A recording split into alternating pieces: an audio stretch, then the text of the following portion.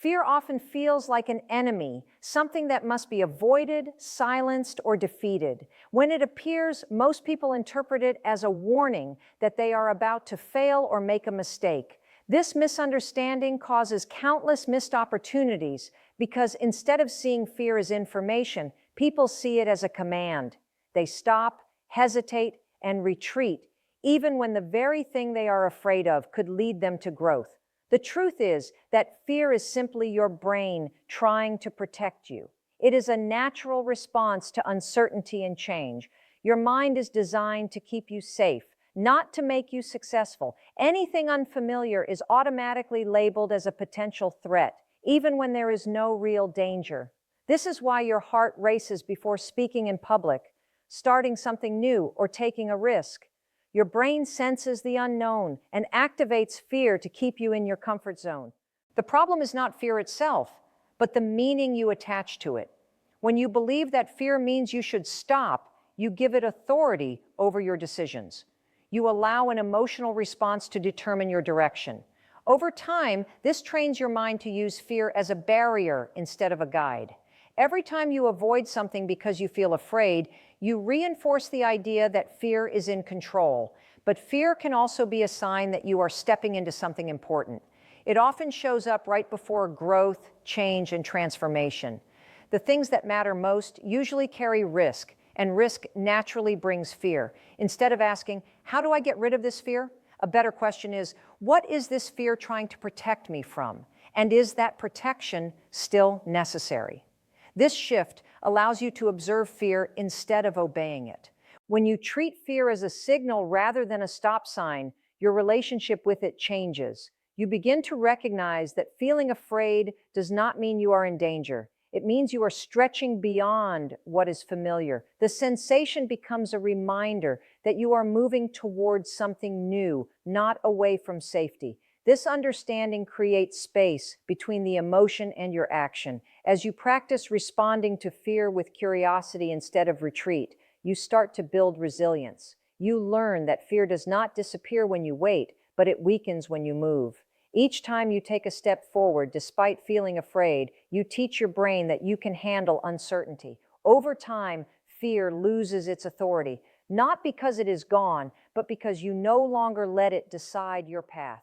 Most people believe that confidence must come first, and then action will follow. They wait to feel ready, sure, and fearless before they move. This belief quietly delays dreams and keeps people stuck in the same place for years. The truth is, confidence is not something you find. It is something you build, and it is built through action, not waiting. When you wait for confidence, you are depending on a feeling that only appears after you prove something to yourself. Confidence is the result of evidence. It grows when you take a step, survive it, and realize you are capable. Without action, there is no evidence for your mind to believe in you. This is why thinking alone never creates change. Your mind needs experience, not imagination, to feel secure. Every time you avoid action because you feel unprepared, you reinforce the idea that you cannot handle the situation. The brain learns through repetition. When you hesitate and pull back, your mind stores that as proof that fear was right. But when you act, even imperfectly, you send a new message. You are capable of facing uncertainty. This is how confidence is rewired into your nervous system. Small actions are powerful. You do not need a huge leap to begin this process. A simple step, sending a message, asking a question, starting the task, can shift your emotional state. Once movement begins, momentum follows. Your body and mind adjust to the new reality, and what felt overwhelming starts to feel manageable. The hardest part is always the beginning, because it is the moment when doubt is loudest. Action also changes your identity. Each time you move despite fear, you start to see yourself differently. You are no longer someone who avoids challenges. You become someone who faces them. This identity shift is what creates lasting confidence. It is not based on praise or results, but on your own history of courage. You trust yourself because you have evidence that you show up when it matters. Waiting to feel confident keeps you trapped in preparation. Acting first places you in growth. The more you practice moving without certainty, the more natural it becomes. Confidence stops being something you chase and becomes something that follows you. Over time, you realize that readiness is not a feeling, it is a decision. And once you decide to act, confidence will meet you on the way. Overthinking feels like problem solving, but most of the time, it is simply the mind running in circles. You replay conversations, imagine worst-case scenarios, and analyze every possible outcome, hoping to find certainty before you act. The more you think, the more complicated everything feels. Instead of clarity, you experience mental exhaustion. This cycle can last for hours, days, or even years, keeping you stuck in the same place while your mind pretends to be busy. The reason overthinking becomes so powerful is because the brain believes that thinking is a form of control. It assumes that if you analyze something enough, you can prevent mistakes or pain. But no amount of thinking can replace real experience. When action is delayed, the mind fills the space with fear-based stories. Each what if creates another layer of doubt, and soon the original problem feels much bigger than it truly is. Action is the only real interruption to this loop. When you move, your focus shifts from imagination to reality. Your senses engage with what is actually happening instead of what might happen. Even a small step breaks the cycle because it provides new information. Instead of guessing how something will feel, you experience it. Instead of imagining failure, you test possibility. This shift brings your mind back into the present moment, where clarity exists. Movement also gives your brain proof. Overthinking is fueled by uncertainty, but action creates feedback. You learn what works, what doesn't, and what can be improved. This feedback is far more valuable than endless speculation. Each step, no matter how small, reduces the size of the unknown. The more you act, the fewer questions your mind needs to invent. Another reason action is so powerful is because it creates momentum. Once you start, it becomes easier to continue. Your energy changes, your confidence grows, and your focus sharpens. The mental fog begins to clear, not because you found all the answers, but because you stopped searching for them in your head. You replace thinking with doing. Overthinking convinces you that you must feel certain before you begin. Action proves the opposite. Certainty comes from movement. You don't break the cycle by finding the perfect thought. You break it by taking the next step. Each time you choose action over hesitation, you weaken the habit of overthinking and strengthen the habit of progress. Your brain's primary job is not to help you succeed, grow, or reach your dreams. Its main responsibility is to keep you safe. This means it is constantly scanning for danger, uncertainty, and anything unfamiliar. When it detects something new, it often responds with fear, hesitation, and doubt. This response is not a flaw. It is a survival mechanism that once protected humans from real threats. However, in modern life, this same system often reacts to opportunities as if they are dangers. When you think about starting something new, speaking up, or taking a risk, your brain interprets the unknown as unsafe. It does not distinguish between physical danger and emotional discomfort. To your nervous system, embarrassment, rejection, or failure can feel just as threatening as real harm. So it sends signals of fear to stop you. This is why your mind creates excuses, delays, and worst-case scenarios. It believes it is protecting you. The problem is that safety and growth rarely exist in the same place. Staying where you are may feel comfortable, but it also keeps you stuck.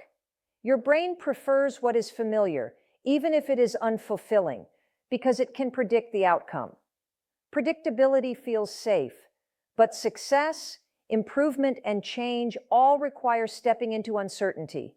This creates an internal conflict. One part of you wants more, while another part wants to stay the same.